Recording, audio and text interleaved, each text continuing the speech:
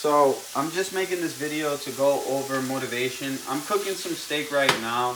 I'm gonna drop the recipe later, but I'm weighing out some rice and things like that. But motivation, it just honestly it exists and it's beneficial to a certain extent.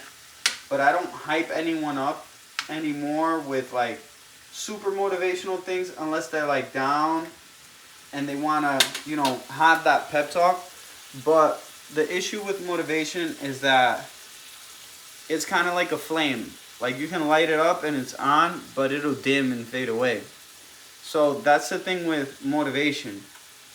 I look up motivational things, when I'm like really down in the dumps and I want to have something to pick me up and get motivated to get in there and hit like a leg day or hit some upper body day and things like that. But it's not what pushes me to go into the gym. It's actually the discipline. I've had days where I was happy when I was sad and going through things. And those days where I was the saddest and I made it into the gym and it was a horrible workout session, it built a muscle, and it's a muscle in your brain that's the discipline, that you are going to do things that you don't want to do. So when you get the discipline and you hit those repetitions, now when the sun is shining, the birds are singing, and you're out there and the day is beautiful and you're motivated to work, you can maximize that. So the days that you were only able to pick up 10 pounds or 5 pounds, they're gonna get better. So when you do show up to the gym and you are motivated and you've been putting in that work and you've been training or however, so you can maximize on that.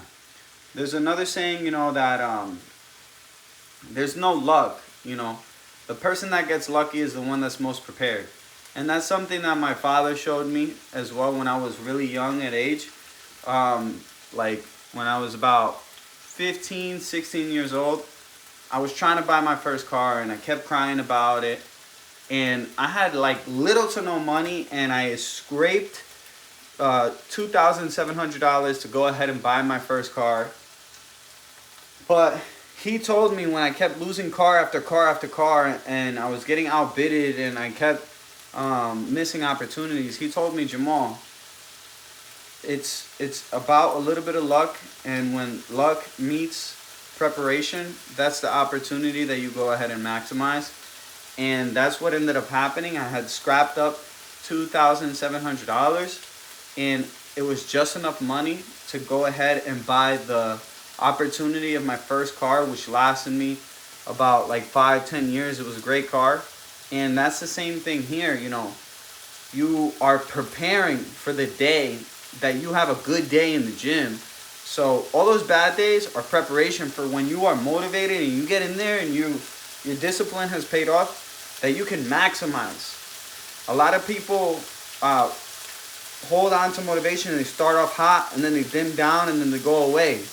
But it's only the people that go through the motivation, dim down, and keep showing up that fall in love with the process and the results. So keep showing up for yourself.